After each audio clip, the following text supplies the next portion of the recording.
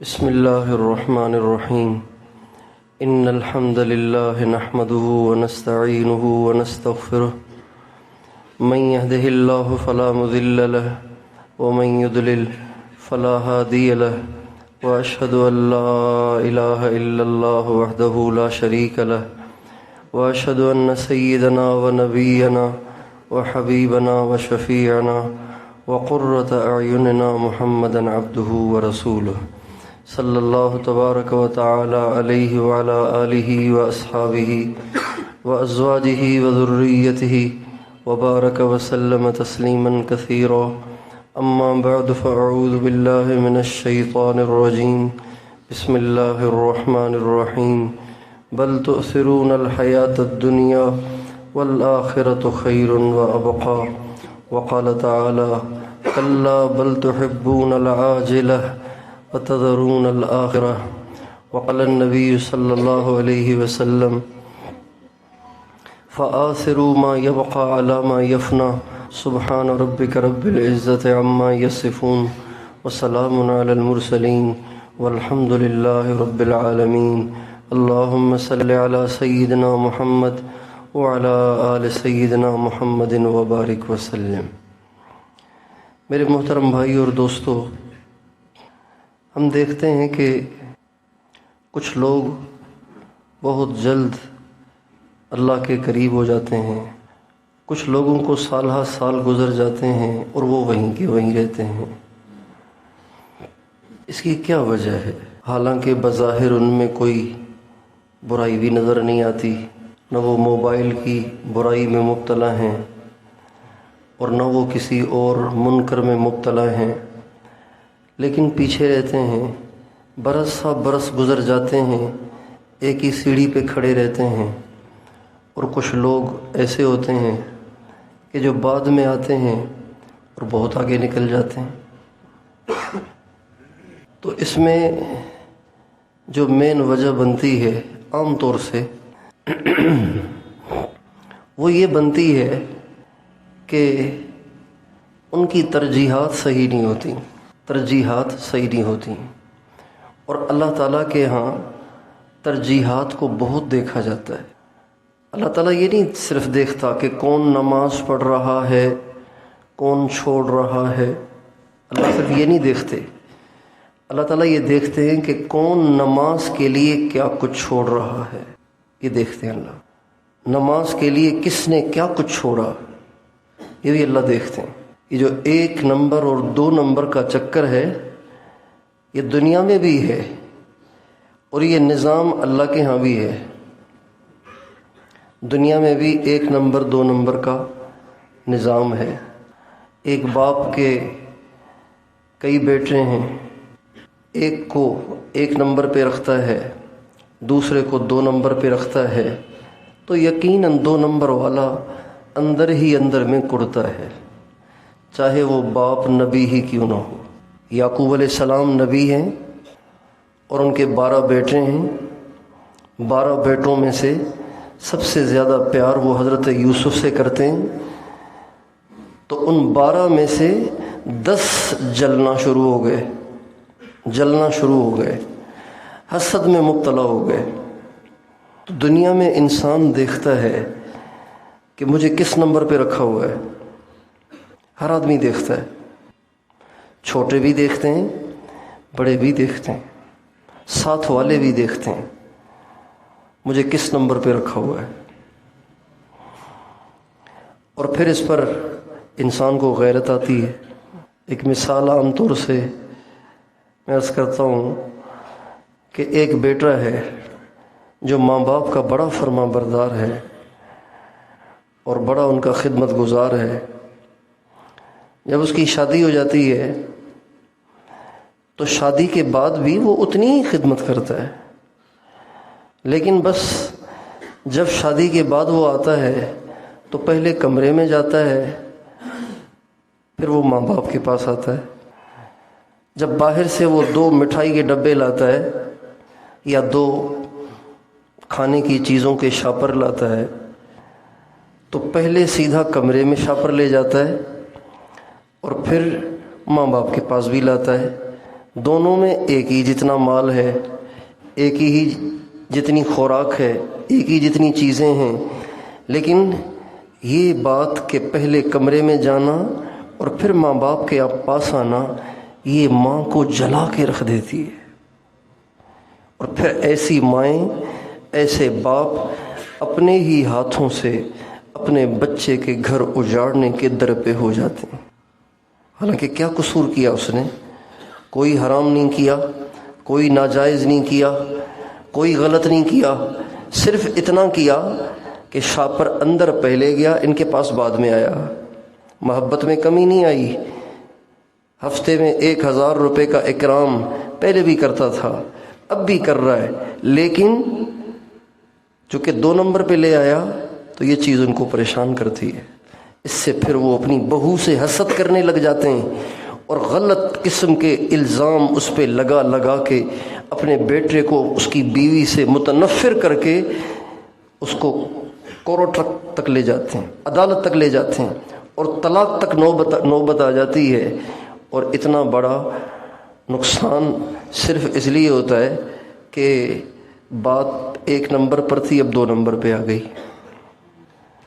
تو جیسے دنیا میں 1 نمبر 2 نمبر دیکھا جاتا ہے، تو اللہ جو سارے بادشاہوں کا بادشاہ ہے، سارے بڑوں کا بڑا ہے، جس سے دنیا میں بڑا کوئی ہے ہی نہیں، تو وہ نہیں دیکھے گا کہ میرے ہاتھوں کے بنے ہوئے بندوں کو 1 نمبر پہ رکھا ہوا ہے اور مجھے 2 نمبر پہ رکھا ہوا ہے؟ اللہ نہیں دیکھے گا اس کو بھائی۔ ہمارے نبی کا ارشاد ہے کہ اللہ تعالیٰ حدیث قدسی میں فرماتے ہیں انا اغنى الشرکاء عن الشرک۔ سارے لوگوں کو پارٹنر شپ بری لگتی ہے، شراکت اچھی نہیں لگتی۔ شراکت تو لوگ کرتے ہیں مجبوری میں، یا تو ان کے پاس تجربہ نہیں ہوتا یا ان کے پاس پیسہ نہیں ہوتا۔ بھئی تجربہ نہیں ہے لہذا پیسے کسی کو دے دیے، بھئی آدھا تمہارا آدھا میرا، کام کر لو۔ یا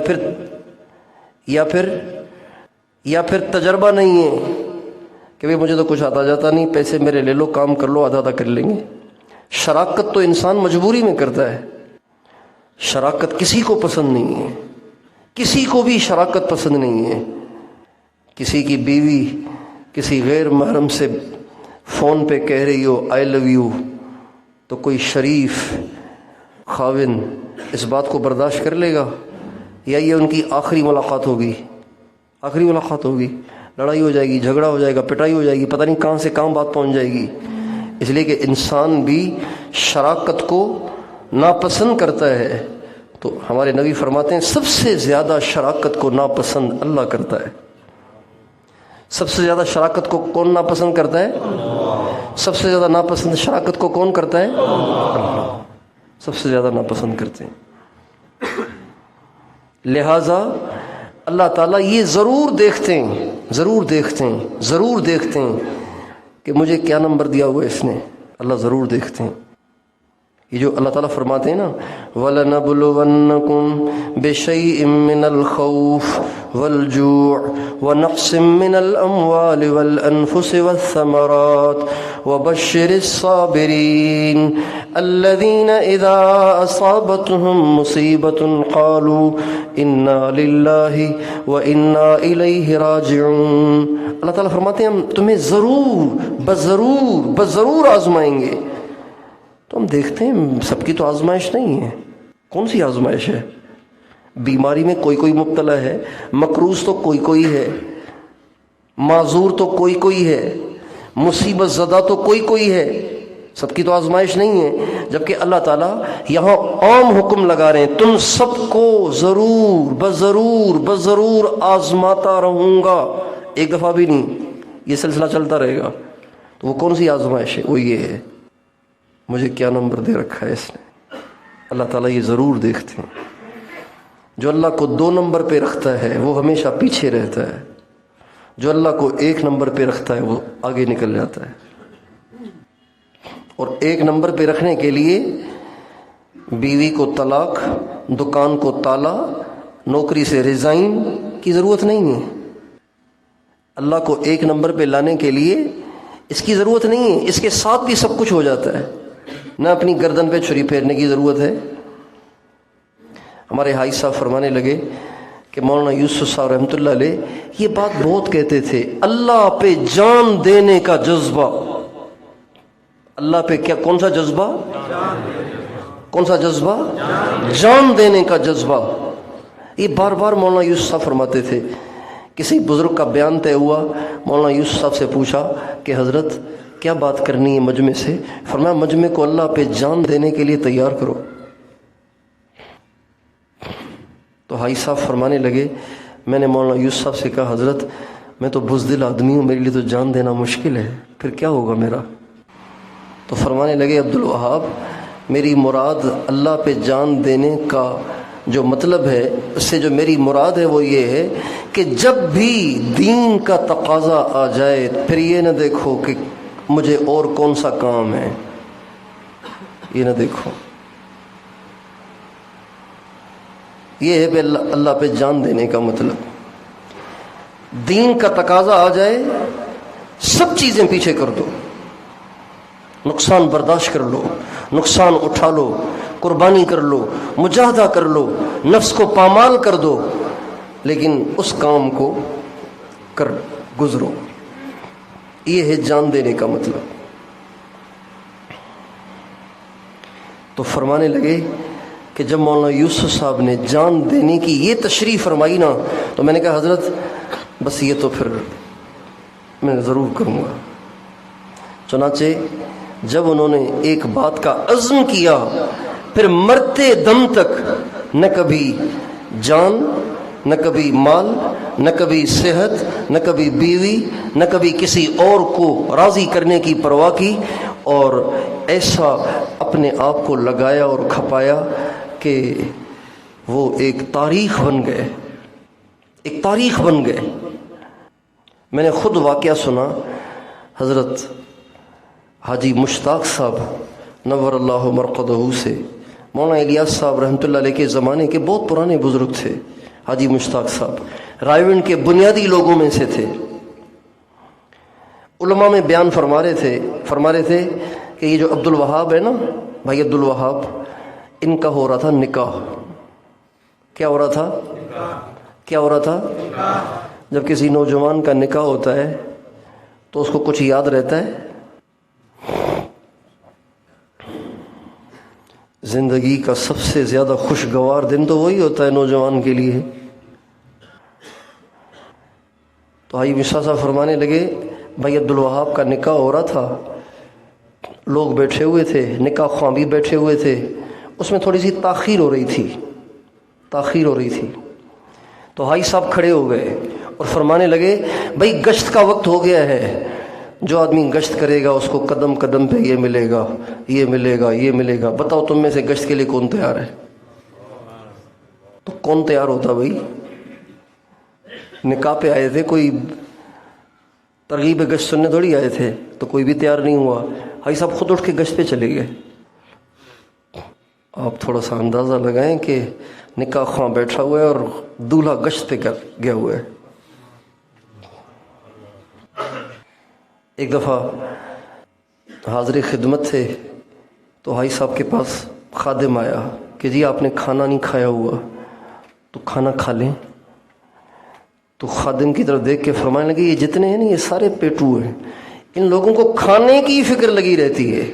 اللہ کا شکر ہے ہمیں کھانے کی کوئی فکر نہیں، مل گیا تو کھا لیں گے، نہیں ملا تو کوئی بات نہیں. کبھی بھی اس معاملے میں وہ کمپرومائز نہیں کرتے تھے. بیمار ہو گئے، پہلے بیمار نہیں ہوتے تھے. حاجی صاحب زندگی میں کبھی بیمار ہوئے ہی نہیں. ایک دفعہ بیمار ہوئے، وہ بھی ایسے ہوئے کہ فوت ہو گئے، پھر اللہ نے دوبارہ ان کو زندہ کر دیا. آپ لوگوں نے شاید واقعہ سنا ہوگا، نہیں سنا تو پھر کسی وقت سن لیجئے گا ورنہ اصل عنوان رہ جائے گا. فوت ہو گئے تھے یہیں اس ملتان نشتر ہاسپٹل میں. حاجی صاحب 1984 میں فوت ہو گئے تھے، پھر اس کے بعد دوبارہ زندہ ہوئے. چلیں آپ کی نگاہیں بڑی متشوش ہیں اور نگاہوں میں بڑا تجسس ہے تو سن لیجئے. ہمارے حاجی صاحب کو معدے کی تکلیف تھی تو السر ہو گیا. ڈاکٹروں نے آپریشن طے کیا اور آپریشن ہوا، لیکن اللہ کی شان اس آپریشن میں ان کا انتقال ہو گیا. ڈاکٹر نور احمد نور یہاں نشتر کے ہیڈ تھے، प्रोफेसर थे, तो वो हाई साहब के सर्जन थे, उन्होंने ऑपरेशन किया था। मैंने तो हाई साहब से सुना, डॉक्टर नूर अहमद नूर साहब की किताब में पढ़ा और हाई साहब से खुद सुना। फोत हो गए। तो उस ज़माने में व्हाट्सअप वगैरह चीज़ें तो थी नहीं, तार थे, जैसे बाद में फैक्स हुआ, फैक्स ऐसे तार होते थे। तो पूरे मुल्क में तार चला गया कि भाई हाई साहब फोत हो गए। तो मशीनें बंद हो गईं, दिमाग बंद हो गया, दिल बंद हो गया, फोत हो गए। अल्लाह की शान, काफ़ी देर के बाद जब डॉक्टर नूर अहमद नूर साहब अंदर वार्ड में दाखिल हुए तो देखा कि हाई साहब बैठे हुए हैं। कह रहे भैया तुमने क्या लगाया मुझे, हटाओ ये, मेरा सांस घुट रहा है, हटाओ ये सारी चीज़ें। अब जिंदा आदमी की ठोड़ी बंधी हुई हो और हाथों पे पाइप लगे हों, तो सब कुछ हटवाया। तो डॉक्टर नूर अहमद नूर साहब तो हैरान परेशान हो गए, कह रही ये क्या मसला है। ऐसे मौके पे तो आदमी डर जाएगा ना, भाई ये क्या हो गया यार। वो परेशान हो गए, लेकिन होशो हवास में देख रहे थे कि भाई साहब बैठे हुए बातें कर रहे हैं और गुस्से हो रहे हैं कि क्या लगा दिया तुमने, निकालो यहाँ से मुझे। तो कहा जी निकाल तो देते हैं, लेकिन ये क्या मसला है, आप तो फोत हो गए थे। कहने लगे अच्छा, हाँ। कहा आपको कुछ महसूस नहीं हुआ? कहा हाँ मुझे महसूस हुआ। 2 फरिश्ते आए थे मुझे लेने के लिए। कौन आए थे? 2 फरिश्ते आए थे मुझे लेने के लिए और मुझे कहा चलो तुम्हारे लिए जन्नतुल बकी में तदफीन का हुक्म है। मर्रे मुल्तान में और तदफीन का हुक्म है जन्नतुल। इसलिए जब अल्लाह वालों को मदीने में मरने की दुआएं करते देखें और फिर उनकी तदफीन मदीने में न हो तो बदगुमान न हो, अल्लाह ताला उनका इंतज़ाम दूसरे तरीके से करता है।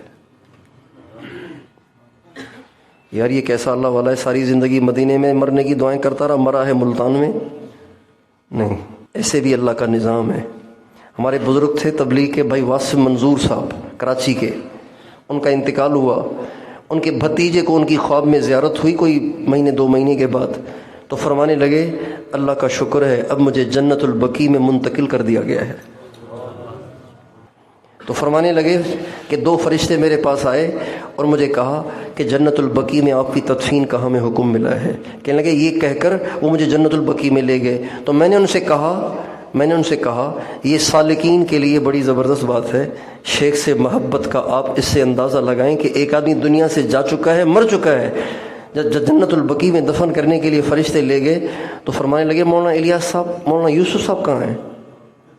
कहने लगी वो तो निज़ामुद्दीन में हिंदुस्तान में हो। तो कहा तुम तो फरिश्ते हो, तुम्हारे लिए क्या मुश्किल है, तुम उनको परों पे उठा के ले आओ, मैं तो अपने शेख के साथ ही दफन हूँगा।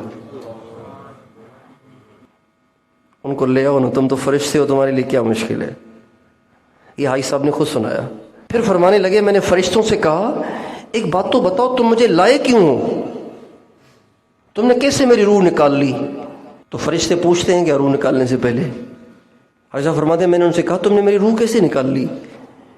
जबकि मैं रोज़ाना 1000 मरतबा दुरूद शरीफ पढ़ता हूँ। और हदीस में आता है मन सल्ला अलैहि कुल्ल यौमिन अल्फ मर्रतिन लम यमुत हत्ता यरा मक़अदहु मिनल जन्नह।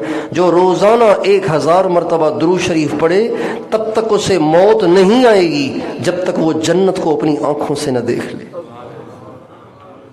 चाहे ख्वाब में देखे चाहे कैसे देखे, लेकिन मरने से पहले वो जन्नत में अपना मकाम देखेगा, उसके बाद मरेगा। जो रोज़ाना 1000 मरतबा दुरूद पढ़ेगा। तो भाई साहब फरमाते हैं मैंने फरिश्तों से कहा मैं 1000 दफ़ा पाबंदी से दुरूद पढ़ता हूँ, जन्नत तो मैंने देखी नहीं, तुम कैसे ले आए मुझे? मरने से पहले जन्नत को मैंने देखना है फिर मरना है, अल्लाह के नबी की बात है। अब यकीन का अंदाज़ा लगाएं। तो फरमाते हैं अभी ये बहस मुबासा चल रहा था, एक इस बात पे कि मौलाना इलियास साहब मौलाना यूसुफ साहब को ले आओ, एक इस बात पे कि तुमने मेरी रूह निकाली क्यों जबकि मैंने जन्नत में अपना ठिकाना देखा ही नहीं, जबकि रोज़ाना 1000 दफ़ा दुरूद शरीफ पढ़ता हूँ। फरमाने लगे इसी बहस मुबाहसे के दौरान अल्लाह ताला की तरफ से हुक्म आया इसे वापस छोड़ाओ। تو مجھے دوبارہ واپس چھوڑ گئے، تو میں اٹھ کے بیٹھ گیا۔ بھئی یہ کسی نوائے وقت اور جنگ کی خبر نہیں ہے، یہ عبدالوہاب صاحب کی زبان سے سنی ہوئی بات ہے، اور یہ وہ سنا رہے تھے حضرت مولانا عبد المنان صاحب، حنان صاحب، مولانا عبد المنان صاحب نور اللہ مرقدہ کو، جو حضرت شاہ عبد القادر رائے پوری رحمۃ اللہ علیہ کے سب سے بڑے اور سب سے زیادہ خاص خادم تھے، ان کو سنا رہے تھے۔ تو میں بیٹھا ہوا تھا اس وقت، اور وہ بھی سنانے کا موقع یوں پیدا ہوا کہ جب حاجی صاحب نے کرتا اتارا نا، تو یہاں سے کٹا ہوا جسم ظاہر ہوا جس پہ ٹانکے لگے ہوئے تھے۔ تو مولانا عبد الحنان صاحب نے پوچھا، مولانا عبد المنان صاحب نے، کہ بھائی عبدالوہاب یہ کیا ہوا ہے آپ کو؟ تو حاجی صاحب فرمانے لگے، آپ کو پتہ نہیں میں فوت ہو گیا تھا پہلے، آپ کو پتہ نہیں میں پہلے فوت ہو گیا تھا۔ پھر یہ قصہ سارا سنایا۔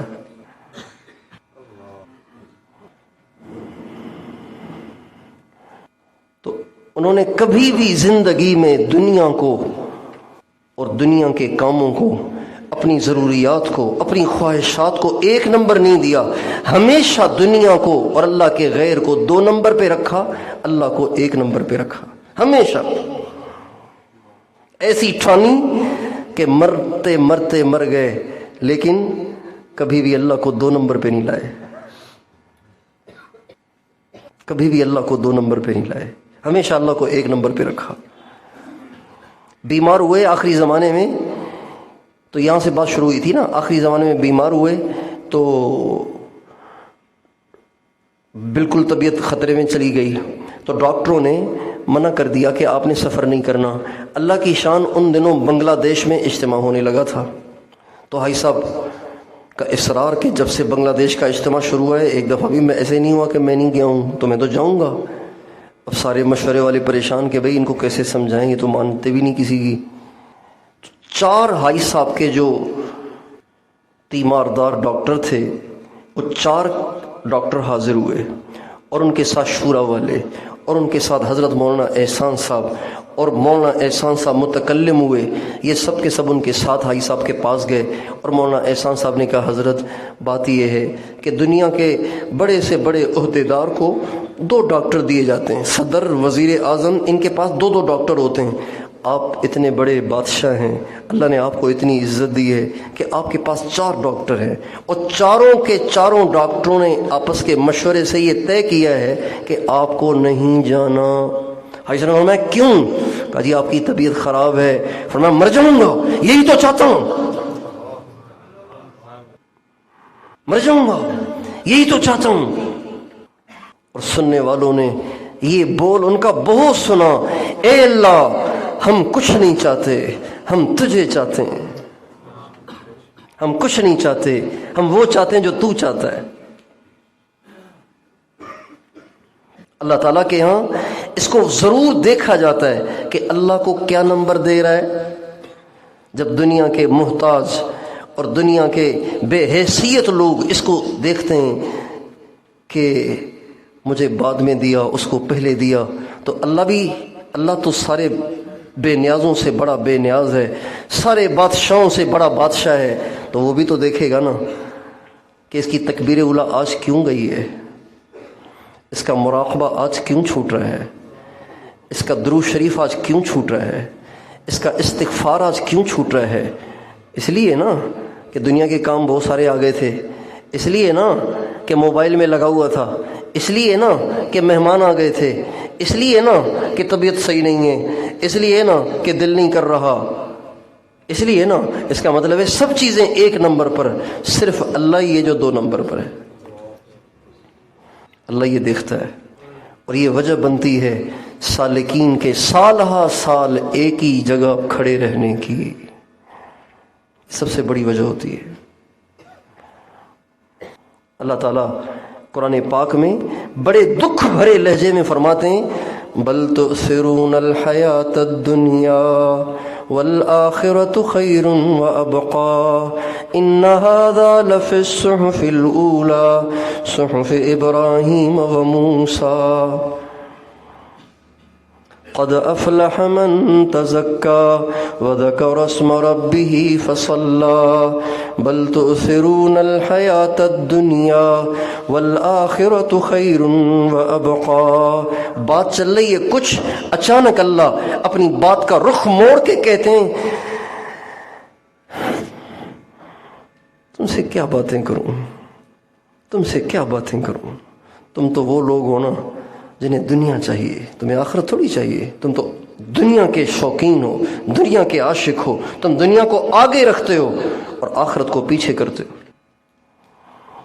کلا، دیکھیں کتنے زوردار طریقے سے اللہ فرما رہے ہیں، کلا بل تحبون العاجلہ وتذرون الآخرہ. ہرگز نہیں، تم تو وہ لوگ ہو نا جنہیں دنیا چاہیے اور آخرت کی تمہیں فکر ہی نہیں ہے.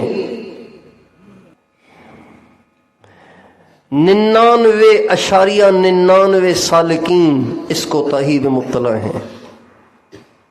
جس سے پوچھو ہاں بھئی معمولات کا کیا حال ہے، کبھی بس ہو جاتے ہیں کبھی کبھی. ہاں جی معمولات کا کیا حال ہے، کہ جی بس کچھ ہو جاتا ہے.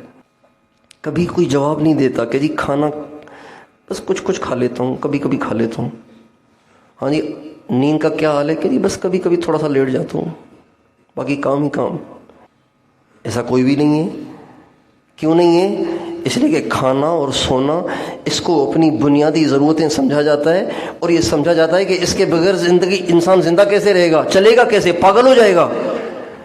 لیکن اس کی اہمیت کا اندازہ نہیں ہے کہ اگر معمولات کا اہتمام نہیں کریں گے تو گناہوں سے نہیں بچ پائیں گے، گناہ ہوں گے پھر، اور گناہ ہو گئے تو کیا ہوا، معاف کرا لیں گے، اللہ غفور رحیم ہے، بس یہ ذہن بنا ہوا ہے. سلسلہ عالیہ نقش بندیہ کے 35 اسباق ہیں. کتنے اسباق ہیں؟ کتنے اسباق ہیں؟ 16 ہیں نقش بندیہ کے، 19 ہیں مجددیہ کے.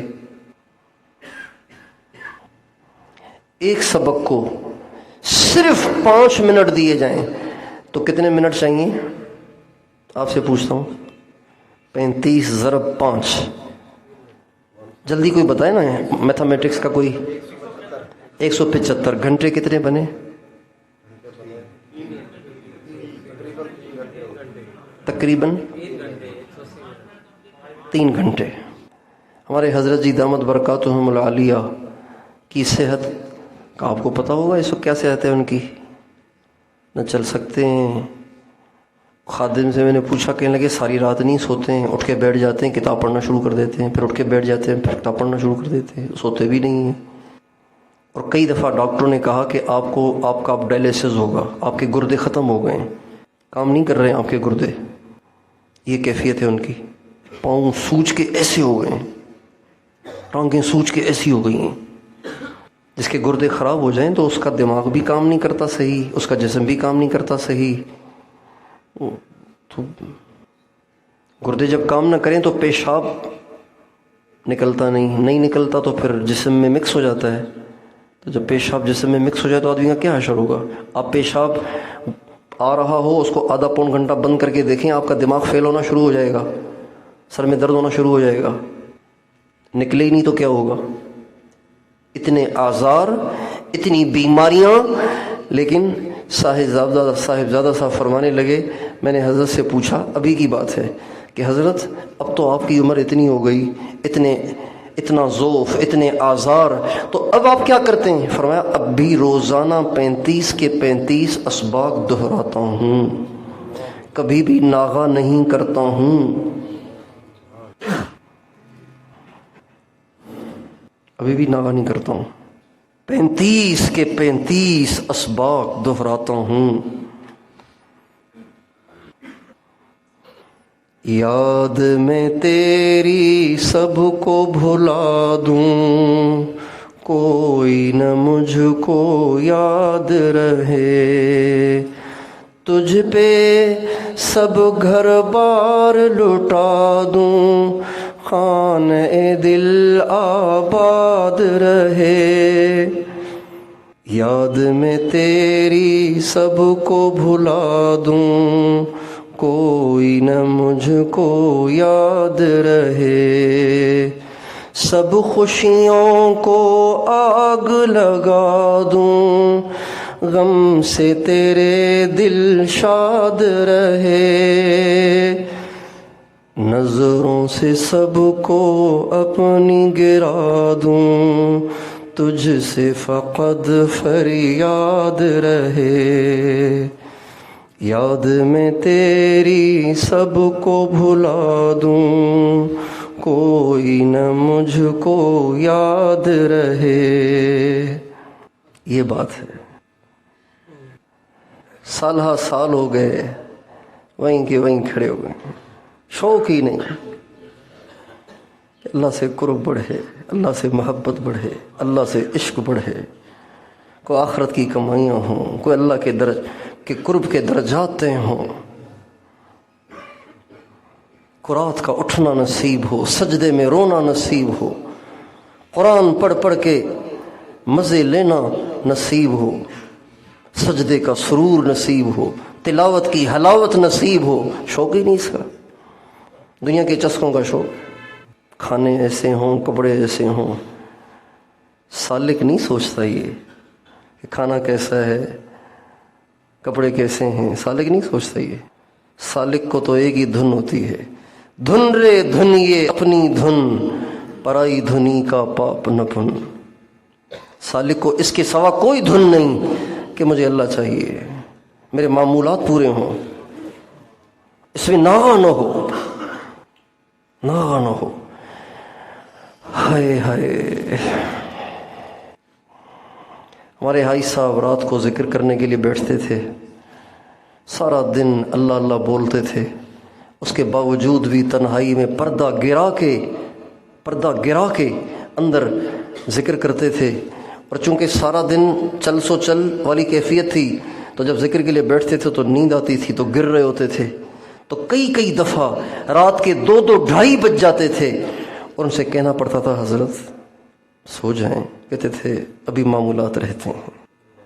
خود اس عاجز کے ساتھ یہ واقعہ پیش آیا کہ رات کے 1:30-2 بجے پردے کے اندر داخل ہو کے حضرت کی خدمت میں عرض کیا، حضرت نہ آپ کی نیند ہو رہی ہے نہ آپ کا ذکر ہو رہا ہے، تو ایک تو کر لیں، ذکر تو ہو نہیں رہا اس لیے کہ نیند کا غلبہ ہے، تو سو جائیں، صبح کو قضا کر لیجئے گا۔ دیکھ کے فرمانے لگے اچھا، یہ کہہ کے پھر لگ گئے۔ قادری تھے نا،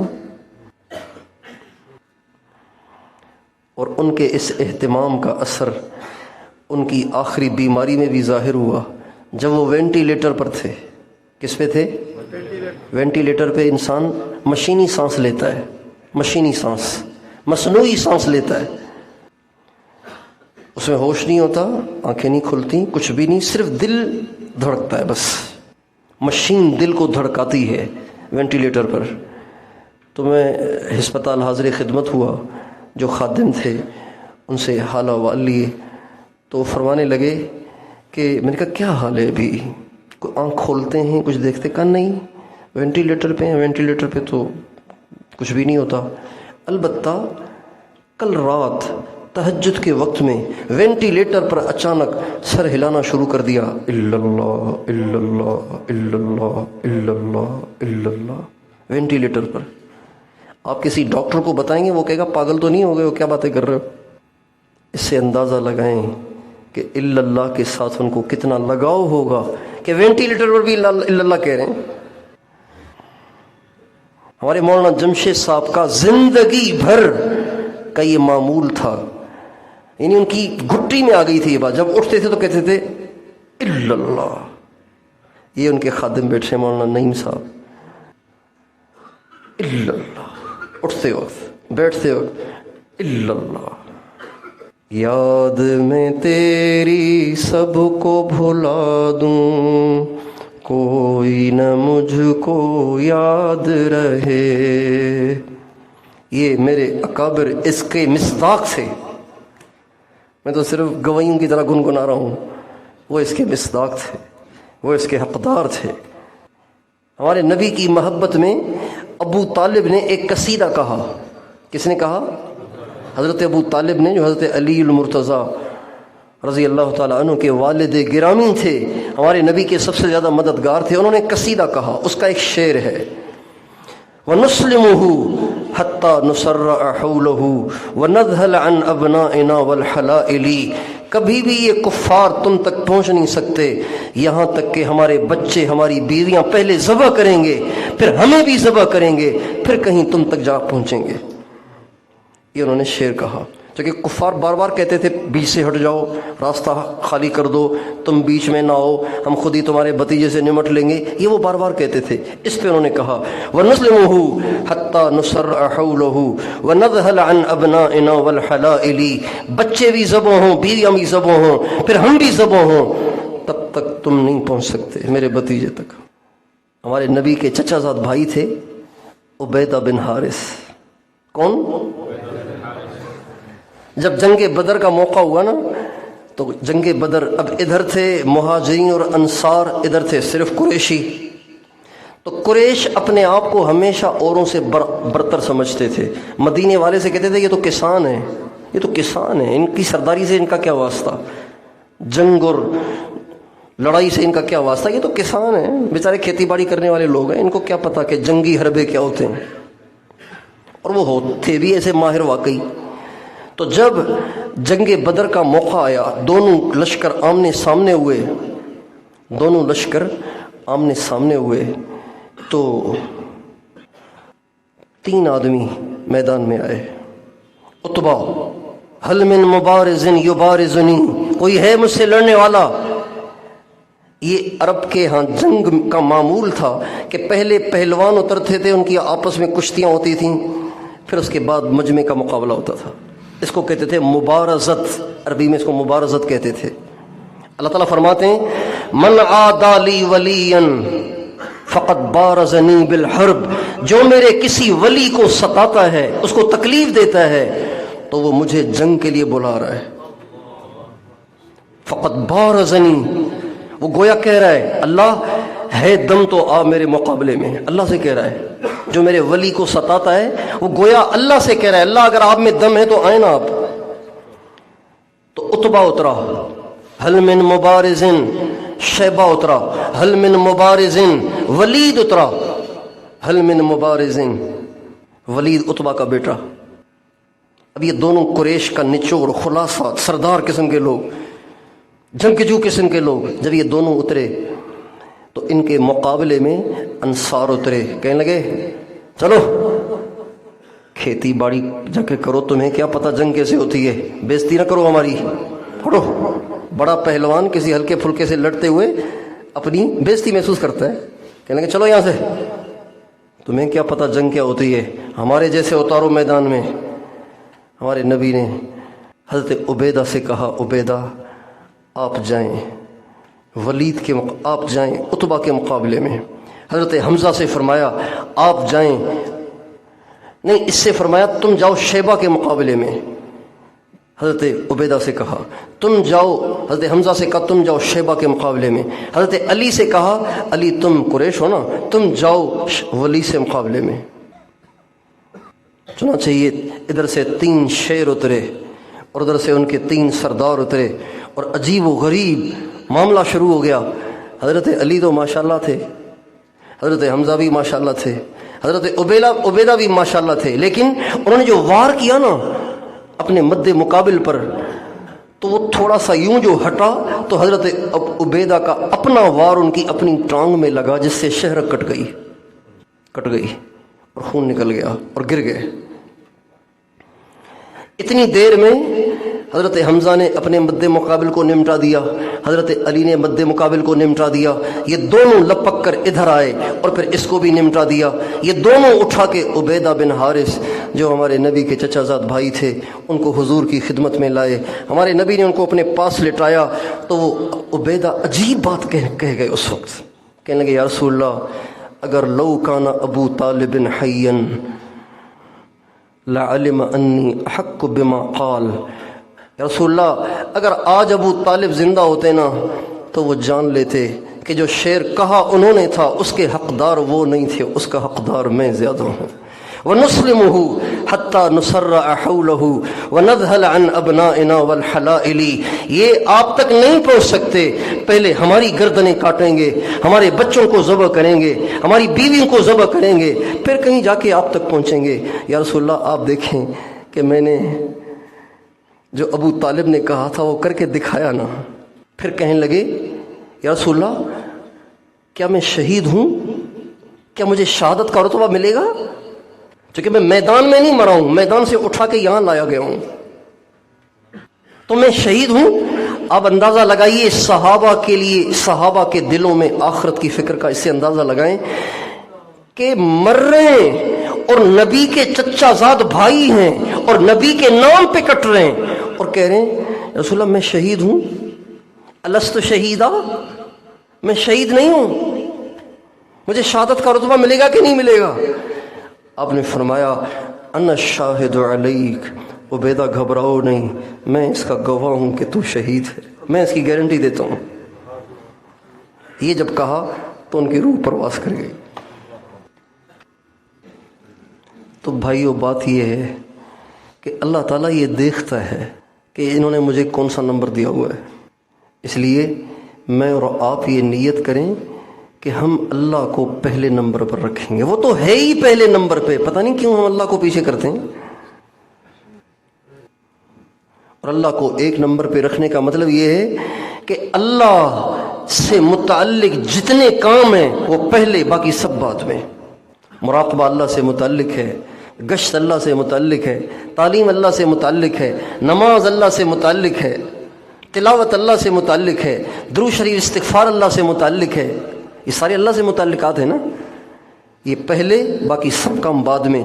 इसके मुकाबले में जो चीज़ आएगी हम उसे पीछे कर देंगे, वो जो भी हो। असमतु या नफ्सु लतंज़िलिन्न लतंज़िलिन्न औ लतुकरहन्न, ए मेरे नफ्स मैंने कसम खाई है कि तुझे उतरना होगा, नागवारी से उतर या खुशी से उतर। देख तो सही तुझे राहत की ज़िंदगी गुजारते हुए कितना ज़माना गुजर गया है, क्या तुझे जन्नत भी पसंद नहीं है? हज़रत अब्दुल्लाह इब्न रवाहा के अशार हैं, जब वो मैदान जंग में उतर रहे थे और उनके दिल में वसवसे आ रहे थे कि खाया भी कुछ नहीं, 3 दिन गुजर गए, अब मुकाबला भी करना है, 4 बीवियां हैं पीछे, इतने गुलाम बांदियां हैं और इतनी सहूलत की ज़िंदगी है, अब यहाँ क्या होगा? जब ये वसवसे आने लगे तो अपने आप से ही कहने लग गए, अपने आप से कहने लगे। अपने आप को दावत देना, अपने आप को दावत देना ये सहाबा की सुन्नत है। जब कभी भी हमारा नफ्स हमें अमल में सुस्त करे तो इसके मुंतज़िर न रहें कि अब किसी बुज़ुर्ग से मुलाकात होगी, फिर उनकी खिदमत में हाज़िरी देंगे, फिर अपना हाल अहवाल अर्ज़ करेंगे, पता नहीं आप कब जाएंगे बुज़ुर्ग के पास, तब तक तो शैतान सत्यानाश कर देगा। अपने आप से कहें क्या चाहते हो? अल्लाह को पीछे करना चाहते हो, दुनिया को आगे करना चाहते हो, हमेशा रहना है तुमने यहाँ, मरना नहीं है, कब्र का अंधेरा याद नहीं है, कब्र की तन्हाई याद नहीं है। अगर आज तुमने मुराक़बे को पीछे किया तो कल मस्जिद की जमात को पीछे करोगे, तकबीर ऊला को पीछे करोगे, फिर तकबीर ऊला को पीछे करोगे, फिर जमात को पीछे करोगे, फिर जमात को पीछे करोगे और फिर नमाज को पीछे करोगे, यहाँ तक कि नमाजें कज़ा करोगे और एक दिन आएगा कि ईमान के भी लाले पड़ जाएंगे। भाई देखो ना, ये जो कुर्ता है ना, कुर्ता इसमें चाक होता है ना, चाक जब थोड़ा सा फटता है, क्या फटता है? थोड़ा सा फटता है तो फिर क्या होता है? फिर वो फटता ही चला जाता है, फटता ही चला जाता है, फटता ही चला जाता है। किसी को तजर्बा हुआ है ये? भाई हाँ ना तो करो। किसी को तजर्बा हुआ है कि चाक या कुर्ता कहीं से फट जाए तो पता नहीं कैसे फटता चला जाता है, पता ही नहीं चलता कि किस वक्त फटा था ये तो छोटी सी फटन थी, इतना लंबा कैसे फट गया? जब फटता है तो फटता ही चला जाता है। जब इंसान अल्लाह को पीछे करता है, ज़रूरियात को आगे करता है, ख्वाहिशात को आगे करता है, तो फिर दुनिया को आगे करता ही चला जाता है, यहाँ तक कि अल्लाह को सबसे आखिर में ले जाता है और फिर उसकी सज़ा में अल्लाह ताला उससे आमाल की हलावत छीन लेता है, आमाल की हलावत छीन लेता है और फिर आहिस्ता आहिस्ता आमाल से महरूम कर देता है। और जब आमाल से महरूम होता है तो आगे चल के अकायद में ख़राबी आकर ईमान से भी महरूम हो जाती है। इसलिए किसी भी नेक अमल को اپنے لیے طے شدہ معمولات میں سے کسی عمل کو کسی بھی دنیاوی کام اپنی ضرورت اور خواہش کی وجہ سے پیچھے کرنا خطرے سے خالی نہیں. یہ ایک دروازہ آپ کھول رہے ہیں اور یہ پتہ نہیں کہاں جا کے ختم ہوگا معاملہ. حضرت علی رضی اللہ عنہ فرمانے لگے کیا میں تمہیں اپنا اور اللہ کے نبی کی بیٹی کا واقعہ سناؤں؟ پھر انہوں نے فرمایا یہ حالت تھی ان کی. چنانچہ وہ اللہ کے نبی سے انہوں نے درخواست کی, انہوں نے خادم کہا, انہوں نے تسبیحات بتا دیں. پھر فرمانے لگے اللہ کا شکر ہے جب سے اللہ کے نبی نے وہ تسبیحات بتائی ہیں آج تک کبھی نہیں چھوٹیں. تو پوچھنے والے نے کہا حضرت جنگ صفین میں تو آپ دن رات میدان جنگ میں تھے, بھاگم دوڑی میں تھے اور ہلچل میں تھے, تو اس وقت تو آپ کو نہ کھانے کا نہ پینے کا کسی چیز کا ہوش نہیں تھا, تو اس موقع پہ بھی فرمایا جنگ صفین میں بھی یہ عمل نہیں چھوٹ رہا, جنگ میں بھی یہ عمل نہیں چھوٹ رہا. اس کو کہتے ہیں اعمال کا اہتمام. ہمارے نبی کا ارشاد ہے احب الاعمال الی اللہ ادومها وان قل, سب سے زیادہ اللہ کو یہ وہ عمل محبوب ہے جو ہمیشہ کیا جائے چاہے تھوڑا ہو. مراقبے کا وقت ہو گیا ہے, کپڑا ڈال کے سر جھکا کے بیٹھ جاؤ, سارے کام ہوتے رہیں گے. اللہ اللہ کرنے سے کسی کی دنیا اب تک خراب نہیں ہوئی, بلکہ بگڑی ہوئی دنیا بھی اللہ نے بنائی ہے اپنے نام کی برکت سے. قطب الاقطاب شیخ الحدیث مولانا محمد زکریا صاحب رحمۃ اللہ علیہ فرماتے تھے اللہ اللہ میں ایسی تاثیر ہے کہ ساری دنیا قائم ہے. ہمارے نبی کا ارشاد ہے جب تک ایک شخص بھی کہہ رہا ہے نا اللہ اللہ اللہ, ایک شخص بھی کہہ رہا ہے تو یہ دنیا قائم رہے گی. جس دن وہ فوت ہو جائے گا اللہ تعالیٰ حضرت اسرافیل سے فرمائیں گے اب دنیا کا فائدہ نہیں, اب اسے توڑ دو. چنانچہ سور پھونکا جائے گا اور دنیا کو توڑ پھوڑ دیا جائے گا. ایک آدمی کے اللہ اللہ کہنے کی وجہ سے دنیا قائم ہے. اللہ اللہ میں اتنی تاثیر ہے کہ ایک شخص اللہ اللہ کرے تو دنیا قائم ہے. تو جس گھر میں اللہ اللہ ہو وہ گھر قائم رہے گا کہ نہیں رہے گا؟ جس دکان پہ اللہ اللہ ہو دکان قائم رہے گی نہیں رہے گی؟ جس مدرسے میں اللہ اللہ کرنے والا مجمع ہو وہ مدرسہ قائم رہے گا کہ نہیں رہے گا؟ جس علاقے میں اللہ اللہ کہنے کا ماحول ہو وہ علاقہ قائم رہے گا کہ نہیں رہے گا؟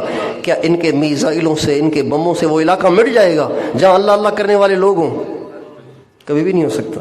اللہ اللہ کیا ہی پیارا نام ہے, نام کیا ہے عاشقوں کی جان ہے.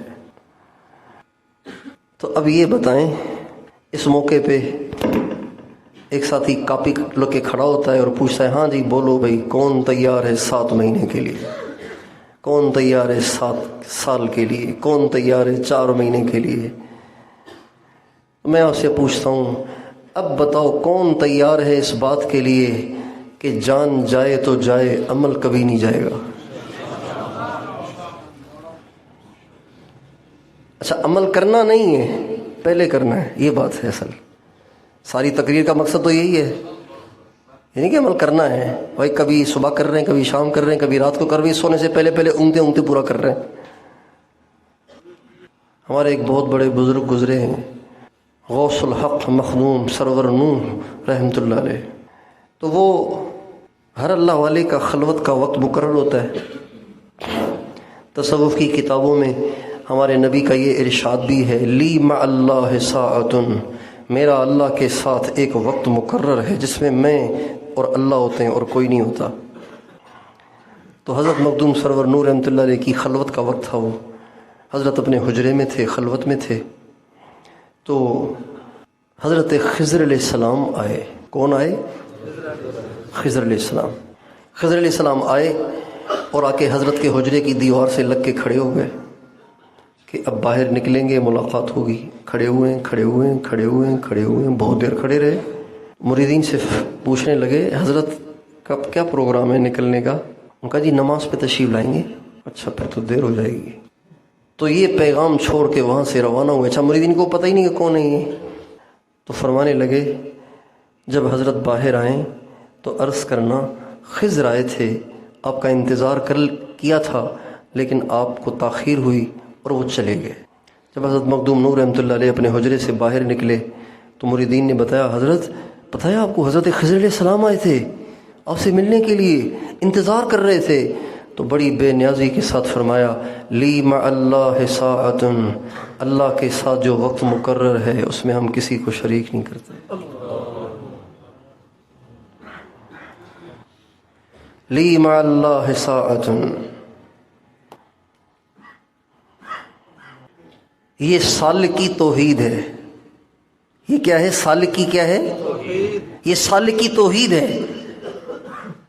عام آدمی کی توحید یہ ہے کہ کسی بت کو سجدہ نہ کرے، کسی بت کو شریک نہ مانے، کسی ولی کو اللہ کا شریک نہ مانے، یہ عام آدمی کی توحید ہے۔ سالکی توحید کیا ہے؟ کہ معمولات کا جب ٹائم ہو جائے تو پھر یہ کسی کا نہیں ہے، دو عالم سے کرتی ہے بیگانہ دل کو، عجب چیز ہے لذت آشنائی۔ سالک کے جب ذکر کا ٹائم ہو جاتا ہے، جب اس کی تلاوت کا ٹائم ہو جاتا ہے، جب اس کے اعمال کا ٹائم ہو جاتا ہے، تو وہ ایسے ہو جاتا ہے جیسے کسی کو جانتا ہی نہیں۔ اما عائشہ رضی اللہ عنہا فرماتی ہیں جب نماز کا وقت ہوتا تھا تو اللہ کے نبی ایسے ہو جاتے تھے جیسے ہمیں جانتا ہی نہیں۔ یعنی ایسے ہوتا ہے نا، ہم کہتے بھئی ذرا خاموش ہو جاؤ، اذان سن لو۔ کیا مطلب؟ پہلے اذان کا جواب دو پھر بات پوری کر لیں گے۔ آپ ایسے نہیں کرتے تھے، اذان سنتے ہی بات کہاں پہنچی تھی اس کی کوئی پرواہ نہیں، ایک دم کھڑے ہوتے اور سیدھے مسجد۔ جو لوگ اس طرح اپنے معمولات میں توحید کو ملحوظ رکھتے ہیں، توحید کو ملحوظ رکھتے ہیں، اپنے اعمال میں توحید کو ملحوظ رکھتے ہیں، اللہ تعالیٰ ان کو سب سے پہلا انعام یہ دیتے ہیں کہ ان کے اعمال میں حلاوت اور لذت اور روح آ جاتی ہے۔ صرف ایک ہفتہ کوئی کر کے دیکھ لے، مزہ نہ آئے تو پیسے واپس۔ ایک ہفتہ یہ عزم کر کے، اللہ ایک نمبر پر، باقی سب پیچھے۔ مراقبے کا وقت مقرر، تسبیحات کا وقت مقرر، تلاوت کا وقت مقرر، ہر عمل، ہر وہ عمل جو آپ کے ذمے ہیں ایک نمبر پر۔ نماز تو سب سے بڑا عمل ہے، الصلاۃ خیر موضوع، سب سے بڑا عمل نماز ہے۔ جو ذکر میں کوتاہی کرتے ہیں نا، وہ نماز میں بھی کوتاہی کرتے ہیں۔ ہماری تشکیل ہوئی سرگودا 2001 میں، تو وہاں پہ ایک بزرگ سے ملاقات ہوئی، وہ حضرت شیخ الحدیث مولانا محمد زکریا صاحب سے بیعت تھے، اور بڑے عجیب روحانی آدمی تھے۔ ان کو دیکھ کے مزہ آتا تھا، ان کے پاس بیٹھ کے ان کی آواز میں ایسی بجلی تھی کہ بس وہ دل کا بولتے ہی چلے جائیں، بولتے ہی رہیں گے، اتنا اثر تھا ان کی۔ اور ہم دیکھتے ہی بالکل مبہوت سے ہو گئے تھے ان کو کہ یار اتنا نور ان کے چہرے پہ۔ تو ہمیں پتہ نہیں تھا کہ یہ کون ہیں کیا ہیں، لیکن بس ان کو دیکھتے ہی ہم ان کے عقیدت مند ہو گئے تھے۔ تو میں نے ان سے کہا حضرت آپ میرے لیے دعا کریں۔ کیا دعا کریں؟ دعا کریں کہ اللہ تعالیٰ مجھے دعوت میں اور علم میں اور ذکر میں کمال عطا فرمائے۔ دعوت میں اور علم میں اور ذکر میں کمال عطا فرمائے۔ یہ 3 مقاصد نبوت ہے نا، یتلو علیہم آیاتہ ویزکیہم ویعلمہم الکتاب۔ اللہ تعالیٰ کمال عطا فرمائے۔ تو فرمانے لگے جب رات کو ملاقات ہوگی تو عرض کر دوں گا، جب رات کو ملاقات ہوگی تو۔ جب صبح کو فجر کی نماز میں تشریف لائے تو مجھے بڑی تشویش تھی، فجر سے پہلے آگے تھے، تو نماز بیان سے فارغ ہوئے تو میں تو جلدی پہنچوں اور پوچھوں بس کیا ہوا۔ تو جب صبح ہوئی تو انہوں نے چند باتیں فرمائیں، جو دعا فرمائی اس کا کیا جواب ملا، چند باتیں فرمائیں۔ تو اس میں سے جو ایک بات جو میرے اور آپ کے کام کی ہے اور عنوان سے ملی ہوئی ہے، عنوان کے مناسب ہے، وہ یہ تھی کہ فرمانے لگے ذکر کرو وقت مقرر کر کے تو کمال ملے گا۔ ذکر کرو کیسے؟ کمال ملے گا اس سے۔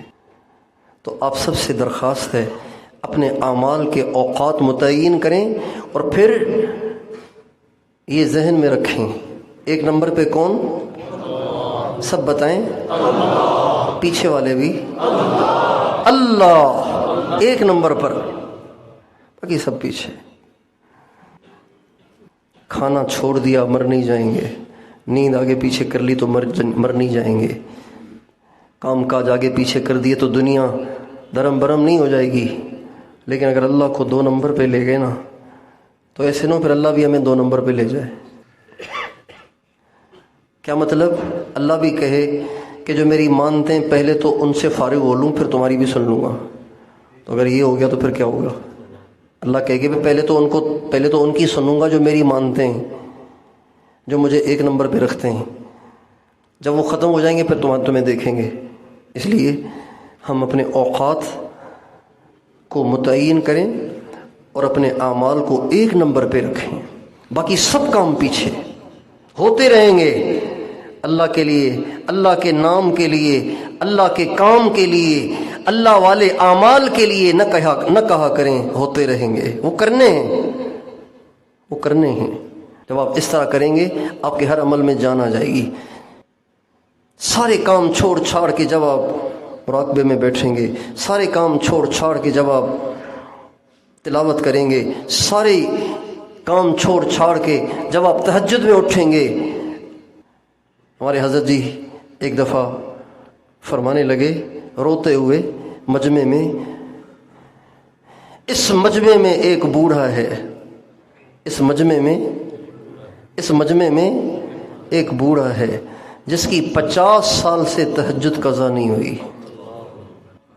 جس کی کتنے سال سے؟ وہ بوڑھے کون تھے آپ خود ہی سمجھیں۔ کسی اور کے لیے کہتے تو یوں کہتے، اس مجمع میں ایک بزرگ تشریف لائے ہوئے ہیں۔ اور کسی خادم سے خود بھی فرمایا تھا، وہ خادم تھا، پریشان تھا اپنے کسی مسئلے کی وجہ سے، تو فرمایا پریشان کیوں ہوتے ہو؟ میں تمہارے لیے دعا کروں گا، اللہ کا شکر ہے میری 50 سال سے تہجد قضا نہیں ہوئی۔ جب میں نے کبھی اللہ سے غفلت نہیں برتی تو آپ کے لیے جو میں دعا کروں گا تو اللہ بھی تو اسے غفلت نہیں برتے گا، اللہ بھی تو اس میں تاخیر نہیں کرے گا۔ تو وہی نیت کریں، یاد میں تیری سب کو بھلا دوں، کوئی نہ مجھ کو یاد رہے، تجھ پہ سب گھر بار لٹا دوں، خانہ دل آباد رہے۔ بس اس کیفیت سے ہم نے زندگی گزارنی ہے۔ تیار ہے نا؟ اور نماز کے بارے میں دیندار طبقہ نماز کو بہت ہلکا لیتا ہے۔ تبلیغ والے کہتے ہیں وہ اپنی جماعت کر لیں گے، آگے چلو۔ طالب علم بھی کہتے ہیں وہ اپنی جماعت کر لیں گے، سالکین بھی کہتے ہیں وہ یار اپنی جماعت کر لیں گے، آگے چلو، جتنا سفر کٹ جائے اتنا کٹنے دو، اپنی جماعت کر لیں گے، جلدی نکلو۔ نماز میں 10 منٹ رہتے ہیں، کہتے ہیں جلدی چلو۔ ایسے نہیں، نماز کو ہلکا نہ کریں۔ جعلت قرۃ عینی فی الصلاۃ، نماز تو میری آنکھوں کی ٹھنڈک ہے۔ تو جو نماز کو ہلکا کر رہا ہے وہ کس کو ہلکا کر رہا ہے؟ اللہ کے نبی کی آنکھوں کی جو ٹھنڈک ہے اس کو ہلکا کر رہا ہے۔ نماز کے بارے میں اپنا رویہ تبدیل کریں۔ نماز کے بارے میں کیا تبدیل کریں؟ اپنا رویہ تبدیل کریں۔ نماز کے بارے میں ہمارا رویہ کیا ہے؟ ابھی 10 منٹ ہیں، ابھی 15 منٹ ہیں، ابھی 5 منٹ ہیں، ابھی 3 منٹ ہیں، ابھی 2 منٹ ہیں۔ یہ رویہ ہے ہمارا نماز کے بارے میں۔ یہ رویہ ٹھیک نہیں ہے۔ صحیح رویہ کیا ہے؟ جو ہی ایک سب سے اچھا رویہ تو یہ ہے کہ بلائے بغیر چلے جایا کریں۔ سب سے اچھا رویہ کیا ہے کہ بھائی بولا تو کرو نا یار، بن بلائے جایا کریں۔ اچھا بچہ وہ ہے کہ جو بن بلائے ہر وقت حاضر باش رہے، یا وہ ہے جس کو چیخ چیخ کے بلایا جا رہا ہو پھر وہ آ رہا ہو بھاگا بھاگا؟ بتاؤ اچھا بچہ کون سا ہے؟ ہر وقت حاضر باش رہے، بلانے سے پہلے پتہ ہے کہ ابو کے کھانے کا ٹائم ہے، کھانا لانا ہے، ابو کی دوائی کا ٹائم ہے، پہلے اب ابو جان چیخ رہے ہیں بیٹا دوائی کا ٹائم ہو گیا ہے، آؤ آ کے دوائی کھلاؤ۔ اب بیچارہ بھاگا بھاگا آ رہا ہے، فرما بردار ہے، لیکن 2 نمبر فرما بردار ہے۔ 1 نمبر فرما بردار کیا ہے؟ چنانچہ حضرت سعید بن مسیب فرماتے ہیں 20 برس تو اذان ایسے ہوئی کہ میں مسجد میں پہلے سے موجود تھا۔ بن بلائے پہنچنے والے اگر ہم نہیں بنتے تو بلانے کے بعد تو پھر ٹال مٹول کرنا چھوڑ دیں ہم. جو ہی اذان کی آواز کان میں پڑے حی علی الصلاۃ، آؤ نماز کی طرف، تو پھر ہم اپنے نبی کی اس موقع کی اس سنت کو زندہ کریں کہ ہم کسی کو نہ جانیں، کسی کو نہ پہچانیں، گویا ہم کسی کو جانتے ہی نہیں. اذان سنی ختم. جو آدمی اس طرح سے نماز پہ لبیک پڑھے گا اس کو نماز میں مزہ آئے گا. کہتے ہیں نماز میں دھیان نہیں جمتا، تو نماز میں دھیان کیسے جمے گا؟ نماز کو آپ نے رکھا ہوا ہے تیسرے نمبر پہ. پہلے نمبر پہ دکان کاروبار، دوسرے نمبر پہ کھانا پینا گپ شپ، اور تیسرے نمبر پہ نماز. تو نیت کریں، اپنی عادت ڈالیں، حی علی الصلاۃ کی آواز کان میں پڑتے ہی آپ کے قدم کس طرف کو جائیں گے؟ کس طرف کو جائیں گے؟ اذا ما دعا داعیکم قمت مسرعا مجیبا لمولا جل لیس له مثل. اے میرے رب، جب تیرا پکارنے والا مجھے پکارتا ہے تو بس پھر میں بے قرار ہو جاتا ہوں، میں جلدی جلدی تیرے گھر کی طرف چلتا ہوں، اس لیے کہ میرے رب تیرے جیسا کوئی ہے ہی نہیں، تیرے جیسا کوئی ہے ہی نہیں. وحقکم ما لذ لی غیر ذکرکم وذکر سواکم فی فمی قط لا یحلو. تیرے حق کی قسم، تیرے نام کے بغیر مجھے کسی چیز میں مزہ نہیں آتا.